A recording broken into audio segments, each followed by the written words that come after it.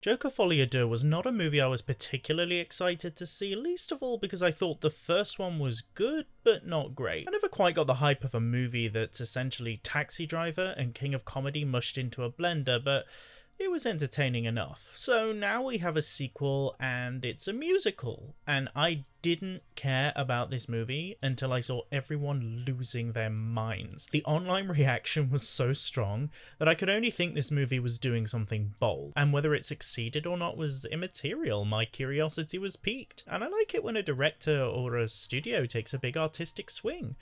Except this movie doesn't really do that. It takes a sort of tentative little baby step into new territory. But whatever you think about it, the reaction to this movie is overblown, which makes me think it's partly an algorithm engagement thing. Just a quick social media 101, engagement rate is your key metric in most cases, and outrage causes the most engagement, so take that for what it's worth. But this movie is not worth the outrage. It's not worth much, to be fair. Todd Phillips clearly wanted to do something bold, but he doesn't quite understand the language of musicals. It's this strange trend we often get with movie musicals, where they're almost embarrassed to be musicals in the first place. And in theory, I like the idea of a shared delusion between the Joker and Harley Quinn as they fall in love in musical epics. And I kind of thought we'd see them on a crime spree or something in some fun numbers, but we don't. Because it's a courtroom drama. A courtroom drama where nothing much happens. Joaquin Phoenix and Lady Gaga are pretty good, as is the supporting cast. It's always great to see Brendan Gleeson in anything, but the script doesn't give them much to do. The frustrating thing for me is that Phoenix is so good as the Joker and clearly having a lot of fun, so why not let him do some more Joker stuff? He's kind of relegated to the musical sequences and one big courtroom scene. But then again, there is a point later on. I'm not going to get to that now. Lady Gaga is good, but she spends the second half of the movie sat in the court watching the tedious trial that we all know he isn't going to get away with, so it feels like we're wasting our time.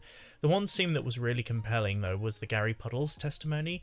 Leigh Gill is acting his heart out, and he easily gives, for my money, the best performance in this movie. One of the ideas I love from the first film is the unreliable narrator aspect. By the end of the movie, you're never quite sure how much of what Arthur has said is true or not, given that some of it is revealed to be fantasy, and I love this because I never felt that the Joker needed an origin story, so the movie gave you an out if you didn't want it to be true.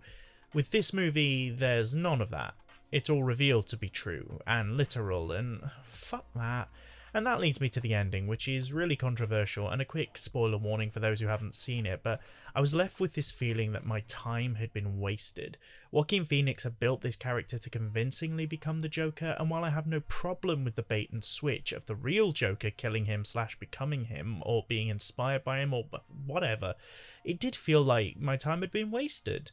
I'm not usually sensitive to when a filmmaker fucks with an audience like this. I kind of like it, but maybe because the only thing that kept me invested in these two kind of dull movies was the Joker, again, I just ended up feeling like I'd wasted my time. I think overall the movie is trying to say something about cults and not necessarily fan culture, and this leans into the online reaction.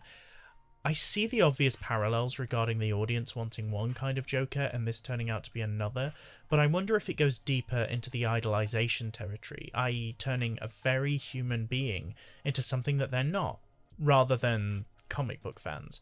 I wonder if some of the online hate towards this is fueled by a certain fan base feeling attacked, but I don't think the movie is doing that. I think it's subtly different. I think it's about humanizing these big, broad gestures and confronting Arthur with the reality of who he is, as opposed to who he has become, i.e. the leader of a cult. And I think that's the warning, rather than the fans should go fuck themselves, which I don't really think the movie is doing.